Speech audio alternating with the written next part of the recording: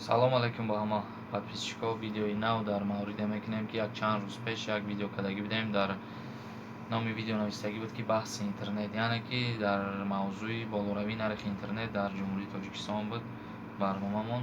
дар уҷа зиёда як 600 комментария шидагӣ буд ва бисёртар занон, яъне ки модарон хоҳиш карданд, баъзеаш занг заданд ки илтимос мақсад ҳами комментариҳои моро бихон ё ки айноми мо муроҷиат бикун ба ҷаноби олӣ то дарди дили мо занҳоро дарк кунанд, нархи интернета паст бикунанд.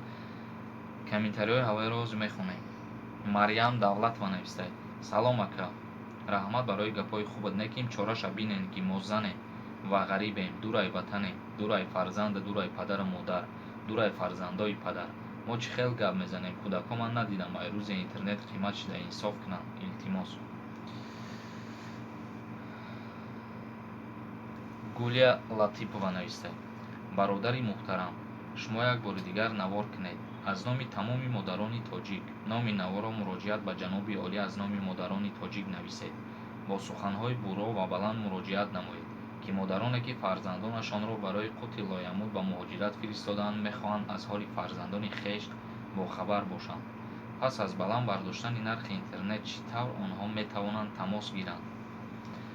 ҳолон ки нархи кулли маҳсулоти озуқаи ҳамасола дар кишварамон баланд мераваду баланд меравад, кист ҳамон золиму душмани миллат ки бар сари халқи тоҷики бечора ин қадар фишор меоварад?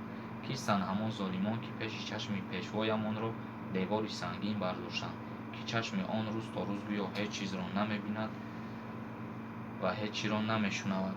эшон пайваста таъкид менамоянд ки аз дарди халқ огоҳ бошед. пас куҷо шуд ғамхорӣ? мо модарони тоҷик аз ҷаноби олӣ хоҳиш менамоем ва илтимос дорем ки ягона умедамон ба пешвоямон аст.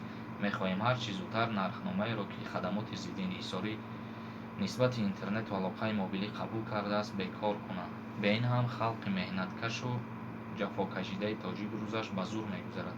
бародари гиромӣ, хоҳишамон ҳамин аст, боқӣ дар амони худо бошед. хоҳиштона хондем. ина мегзарем ба қисми хоҳиши дигар кас.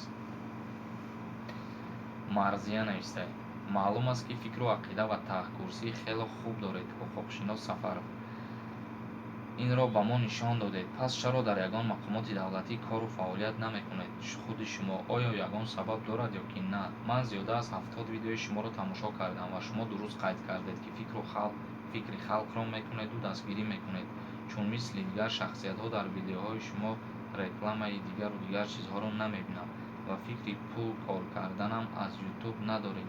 ба фикрам ташаккур ки як соли умри худро дар чунин кори хайр гузаронда истодаед ва умедворем ки оянда ҳам низ мегузоред ва муроҷиати мо занҳои деҳаи Тоҷикободро аз номи 6 нафар зан ба ҷаноби олӣ расонед. хоҳиш мекунем, чунки мо зан ҳастем, занҳои деҳа мо наметавонем худро ба навор гирему дар шабакаи ютуб гузорем.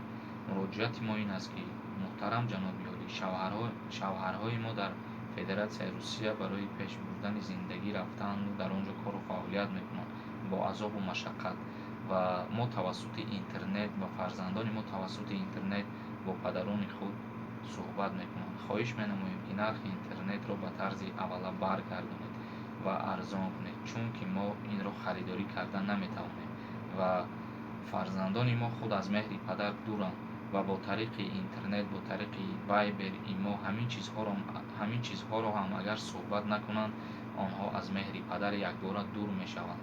хоҳиш мекунем дарди дили мо занҳоро қабул кунед. мо ба шумо умед дорем. боқӣ дар паноҳи худо бошед ва сарвари давлат шуморо худованд нигаҳбон бошаду ватани мо ҳамеша тинҷу ором бошад. ва раҳмат ба раиси шаҳри Душанбе Рустами Эмомалӣ ки мо ба шаҳри Душанбе ба тамошо рафтем. дар шаҳри Душанбе хело тағйироту зебоиҳо, дигаргуниҳо ба вуҷуд ба чашм мерасад. зиндаву сарбаланд бошед. юрист Тиҷей Сафаров. ина дархостотона хондам. иҷада дархост бисёрай ай номи ҳамаяму шахсиятҳое ки дархост карданд комментария нависанд, муроҷиат як бори дигар ки нархи интернет ба тарзи аввала баргардонида шавад. хоҳиш мекунем, барое ки ҳама хоҳиш кардеста ҳамин чиза ки дар видео ман ҳамин гапҳоро бугум то бишнаванд. мақсад студентҳоро ҳам хоҳиш кардестанд, дигароро ҳам ки мо аз дарсову ай дигар чизҳо қафо мемонем. зурмон намераса, ки бо нархи гарон интернета харидорӣ кунем. Гапа дароз намекунем, хай сарбаланди Хонаобод бошем бародаро. Дар канали ма Юрист Тиҷей подписатсия кунен ва ягон савол боша дар поини ҳамин видео бинависен ё ки дар Инстаграм. Узри зиёд ки ман ҳамаи комментариёро хонда наметавонам ҳамин видео, барое ки 600 та комментари зиёд мумкин барномаи ма 2 соат 1 соат шава.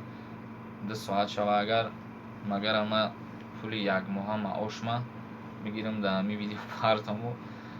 Хитон медонем ки интернет қимат шидаги ба видеоро пешкаши шумо бикунам ва ин марзия да як саволашда ҷавоб надодам ки нависта шумо юрист тамом кардаген чиба дар ягон мақомот кору фаъолият намекунед, ягон сабаб дора ё ки не? Ягон сабаб надора. Худованд розӣ боша, дар насибмон боша, ягон мақомот медорем ва кору фаъолият мекунем ва яке аз сабабҳо яке аз шахсиятҳое мешавем ки ватана пеш бибарем ва доим дар фикри халқ бошем. баҳри ободии ватан каме ҳам боша саҳми худмона бигузорем. Сабаб надора ягон чӣ. Сарбаланди Хонаобод бошен, ҳама каса паноҳи Худо.